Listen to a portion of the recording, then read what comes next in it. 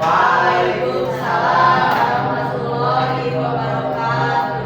Terima kasih telah menyempatkan hadir di kelompok belajar SDM Negaloyu. Di sini saya akan memaparkan tentang rencana tindak lanjut, yaitu berbasis proyek mata pelajaran PGOK bersama komunitas belajar sekolah. Lanjut, Bu.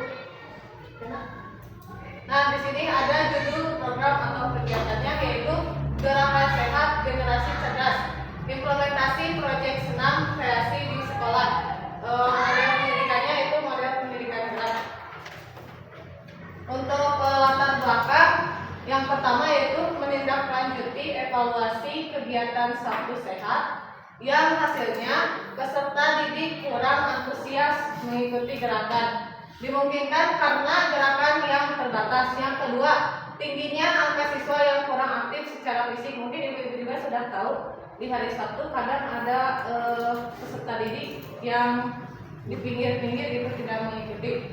Yang ketiga, pentingnya menjaga kesehatan fisik dan mental sejak dini. Yang keempat, potensi senam kreasi bisa diterapkan dan dilaksanakan setiap Sabtu, yaitu senam bersama dalam meningkatkan kebugaran dan semangat belajar.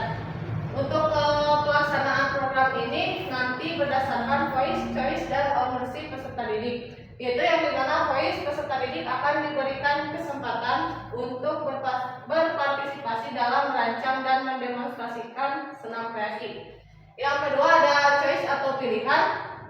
Peserta didik memilih musik yang akan digunakan serta mengatur jadwal latihan. Jadi di sini dibebaskan peserta didik untuk memilih musik dan gerakannya masing-masing gitu, tidak ditentukan oleh guru. Dan yang ketiga ada ownership atau kepemilikan, dengan melibatkan peserta didik dalam proses pengambilan keputusan supaya mereka mempunyai rasa tanggung jawab terhadap keberhasilan program. Lalu ada aset yang dimiliki sekolah ini, yaitu ada manusia. Di antaranya ada kepala sekolah, ada guru PJOK, wali kelas, dan wali kelas 6 ini seluruhnya ya, dari kelas 1 sampai 6, guru dalam KBS dan peserta didik. Terus sosialnya ada komunitas belajar sekolah, hubungan antar peserta didik.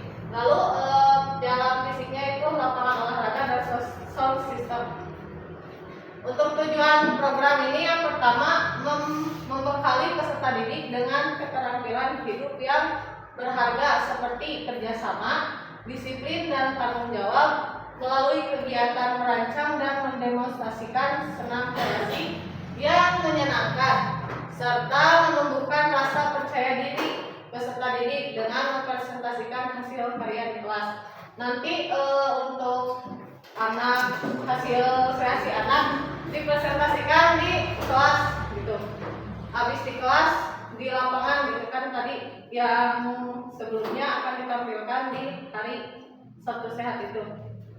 Yang kedua, menciptakan lingkungan belajar yang inklusif di mana setiap peserta didik merasa dihargai dan memiliki kesempatan untuk berkembang secara optimal. Dan yang ketiga, meningkatkan kesadaran peserta didik akan pentingnya menjaga kesehatan fisik dan mental sejak dini. Untuk capaian, langkah-langkah dan hasil yang diharapkan. Capaiannya, peserta didik mampu bekerja sama dalam tim, disiplin dan tanggung jawab dalam merencanakan dan melaksanakan kegiatan senam kreasi dan mempunyai rasa percaya diri. Untuk langkah-langkahnya, yang pertama, membentuk kelompok kecil peserta didik untuk bekerja sama dalam merencanakan senam dan menetapkan tugas dan tanggung jawab yang jelas bagi setiap anggota kelompok. Yang kedua, memberikan pelatihan dasar tentang disiplin dan tanggung jawab. Yang ketiga, mengadakan evaluasi rutin untuk memantau kemajuan dan memberikan umpan balik konstruktif. Untuk hasil yang diharapkan dari kegiatan ini, peserta didik menunjukkan kemampuan kerjasama dalam kelompok, kedisiplinan dalam mengikuti dan mematuhi jadwal latihan, dan tanggung jawab atas peran dan tugas mereka dalam kegiatan senam kreasi dan memiliki rasa percaya diri.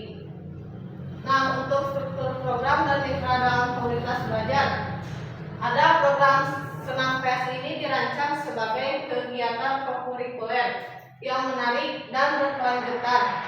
Kegiatan ini akan memberi kesempatan pada peserta didik untuk berolahraga secara teratur, meningkatkan kebugaran dan membangun hubungan sosial yang positif.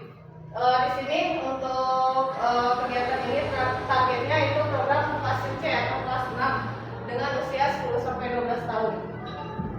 Terus ada pengaturan program akan dilaksanakan di lapangan atau di kelas. Jika cuaca tidak mendukung di jam yang nanti disepakati antara peserta didik dan guru pendamping.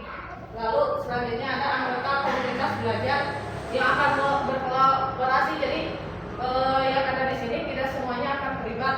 Mungkin yaitu ada guru PJOK dan guru agama sebagai pengatur sound system. Dan di sini kita ada Bapak Asdar yang mengerti tentang sound system dan guru kelas sebagai pengatur peserta didik mungkin. Terus di rencana evaluasi menggunakan observasi dan refleksi dari peserta didik, guru PJOK, peserta didik yang mengikuti program berdasarkan keikutsertaan aktif dalam program senam kreasi, dan yang selanjutnya guru PJOK yang terlibat langsung dalam program. Yang terakhir guru agama dan guru kelas membantu dalam pelaksanaan program senam kreasi. Mungkin pemaparan udah. Oh masih ada.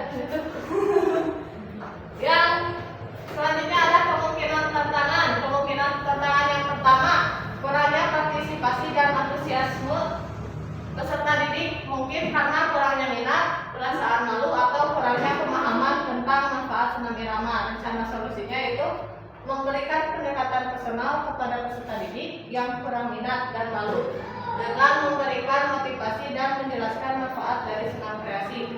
Yang kedua, kesulitan dan mengatur waktu dan jadwal yang mungkin berbenturan dengan jadwal pelajaran yang padat dan jam ekstrakurikuler. Rencana solusinya yaitu mengintegrasikan program ke dalam program PJOK dan berkoordinasi dengan pembina ekstrakurikuler untuk mengikuti jadwal. Dan yang ketiga, evaluasi dan pemantauan yang kurang efektif, kesulitan mengukur dan memantau perkembangan program secara berkala, dan alat evaluasi yang kurang tepat.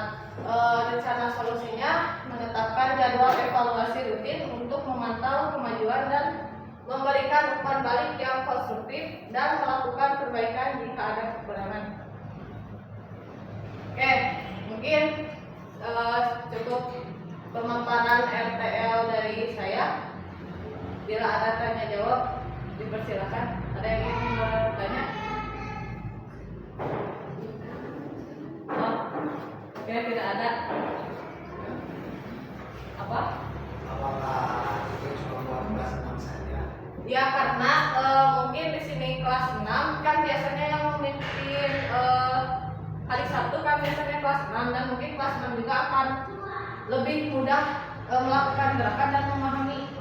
Ya nantinya kalau misalkan kita ditaruh di kelas 1 mungkin akan berantakan. Sudah? Oke, mungkin sekian pemaparan dari saya.